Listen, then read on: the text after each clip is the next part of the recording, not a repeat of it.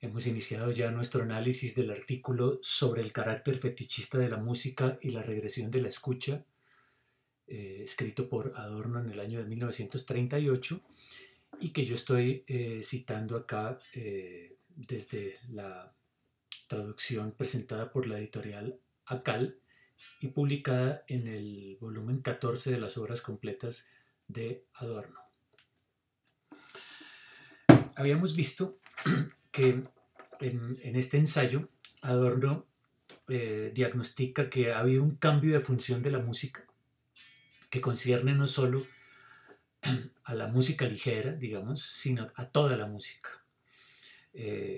Su interés, por tanto, es mirar qué le pasa a la música, tanto a la seria como a la ligera, cuando es sometida a la mercantilización a través de la industria cultural.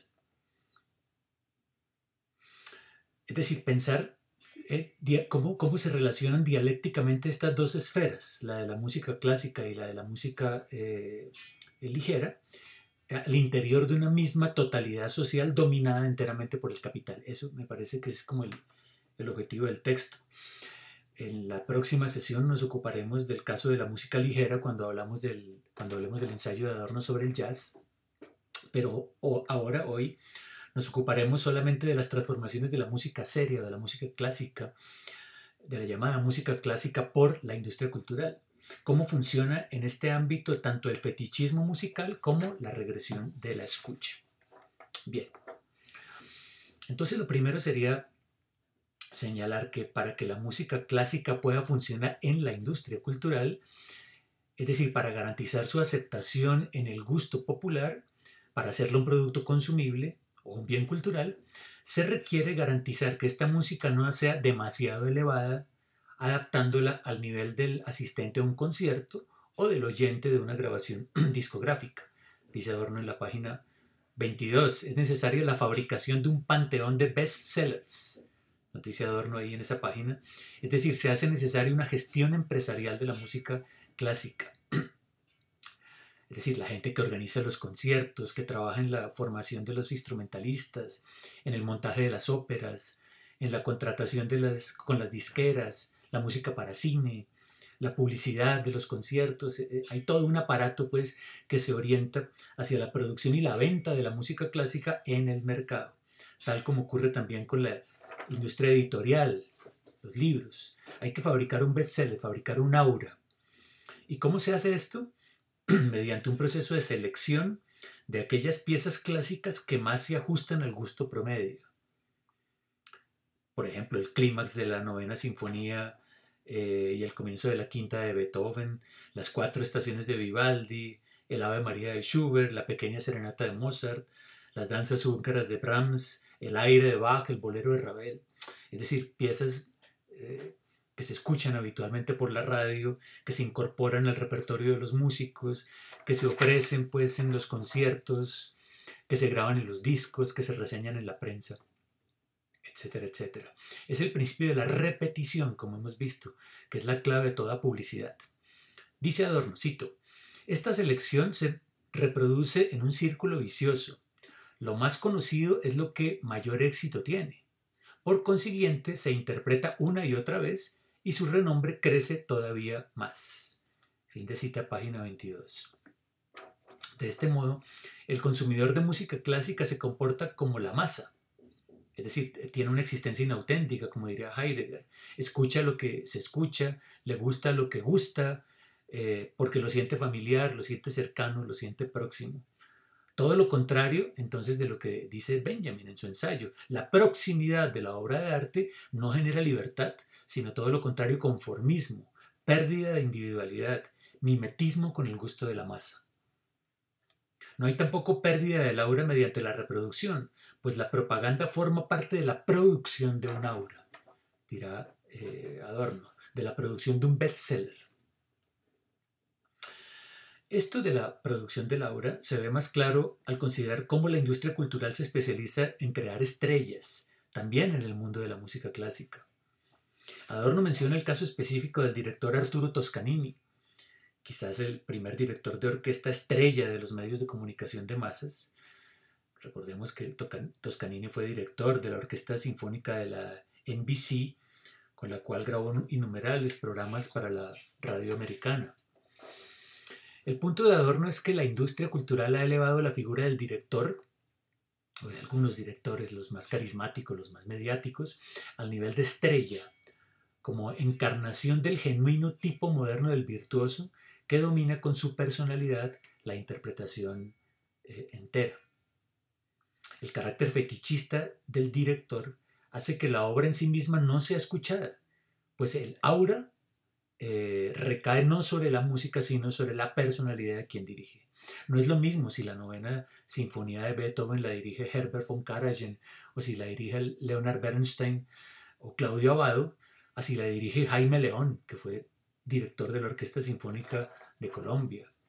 Igual ocurre en el mundo de la ópera, las estrellas de la ópera, es decir, no es lo mismo si Otelo lo canta Plácido Domingo o si Carmen es cantada por María Callas, que si es cantada por algún artista desconocido. Hay un capital simbólico creado por la industria cultural, un aura similar a la de las estrellas de cine o la de los grandes escritores. El público ovaciona al final al director de orquesta, con independencia del carácter de la obra. Voy a leer un comentario que hace Adorno en la página 33. Dice lo siguiente: el carácter fetichista del director de orquesta es el más evidente y el más oculto.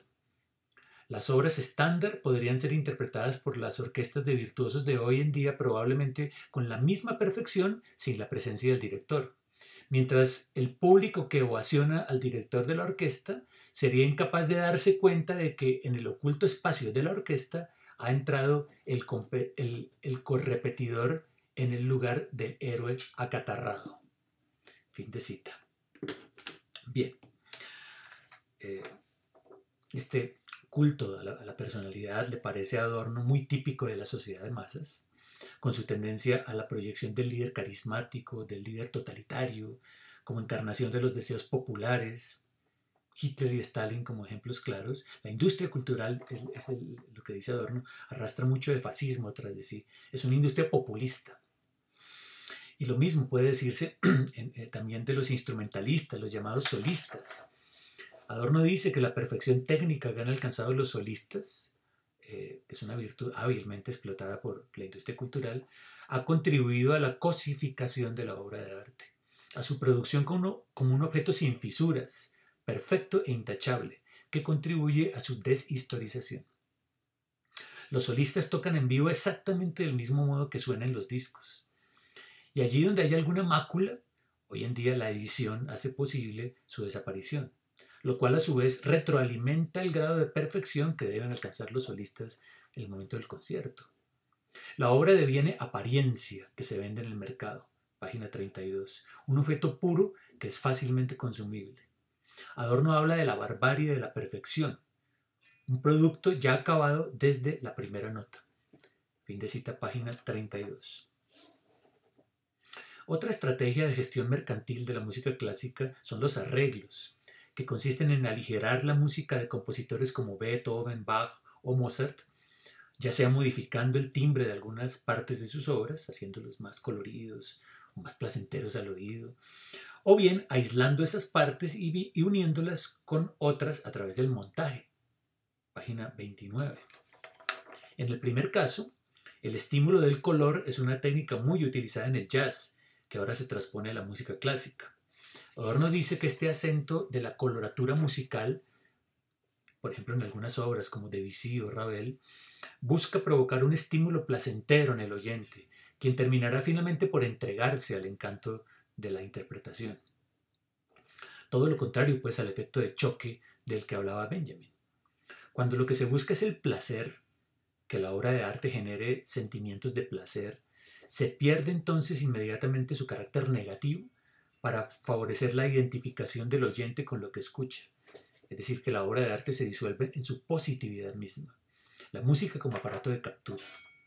El favorecimiento de la mímesis y la adaptación del oyente al orden establecido. En el segundo caso que mencionaba, el arreglo funciona mediante la transposición de una pieza clásica a un formato ligero, ¿sí? De tal modo que la pieza pueda servir como música de fondo, como música ambiental, orientada hacia la generación de una atmósfera familiar, acogedora, cálida, donde la gente pueda sentirse bien, donde la gente pueda meditar, pueda hacer resiliencia. Aquí ya la escucha no juega entonces ya papel alguno. La música se vuelve funcional a ciertos ambientes, a cierta industria New Age, a ciertos ambientes empresariales, al gusto medio de la masa, al formato de los programas de la radio. En una palabra, la práctica del arreglo favorece la escucha regresiva porque el oído no recibe estímulos que le lleven a percibir nuevas cosas. Volvemos aquí a la categoría de regresión. Se percibe siempre lo mismo, lo familiar, lo usual, lo que funciona, lo que todo el mundo oye, lo que no perturba el orden establecido.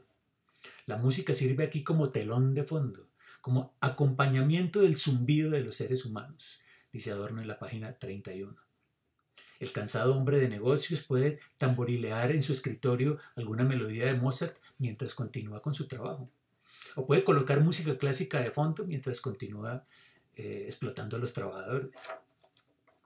El hombre que va en el metro puede silbar placenteramente algún tema de la primera sinfonía de Brahms, dice Adorno en la página 28. En ningún caso, o en ambos casos, pues, la persona ya no se relaciona con la obra de arte misma, sino con los escombros de la obra de arte. Desaparecen de ella, cito, los rasgos de protesta inherentes a la limitación de lo individual frente al sistema. Página 30. Entonces lo que tenemos es una intervención gerencial, administrativa sobre la obra de arte con el fin de modificarla, de hacerla más comestible y más funcional al sistema. El oyente queda identificado con fetiches y se ha producido entonces la cosificación del oído, la cosificación de los sentidos. La música clásica tendrá que adaptarse entonces a los tiempos de la radio e incluso a los tiempos del cine. Por eso en la radio jamás se transmite una obra de vanguardia, sino que se transmiten siempre los mismos temas de toda la vida. Bien, voy a pasar ahora finalmente a algunas reflexiones para complementar lo que les dije al comienzo del video anterior de esta visión general de la estética de Adorno. Ahora quiero reflexionar un poco sobre el vínculo de Adorno y Marx, es decir, cómo no es posible disociar la estética de Adorno de la tradición del materialismo histórico en la que esta estética se inscribe. Al igual que Marcuse, Adorno se remite al descubrimiento básico de Marx, y es que los hombres no nos relacionamos inmediatamente con la naturaleza, sino mediatamente. Ya lo había visto Hegel, habíamos dicho en una clase anterior.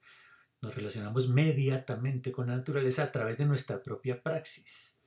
Es decir, que siempre tenemos que vernos con nosotros mismos, con nuestros propios productos históricos. El objeto en realidad es el sujeto, de modo que nos movemos siempre en un mundo creado por nosotros, por el trabajo humano, diría Marx. A esto Marx lo llamó el materialismo histórico, tal como lo dejó claro en la primera tesis sobre Feuerbach. El verdadero materialismo es aquel que capta el objeto como actividad del sujeto, es decir, como actividad humana sensible. El objeto es ya un producto de la praxis humana. Este es uno de los teoremas centrales de la Escuela de Frankfurt, de la teoría crítica. Ya lo hemos visto antes con el recurso a Hegel por parte de Marcuse y de Horkheimer, y lo seguiremos viendo en videos posteriores.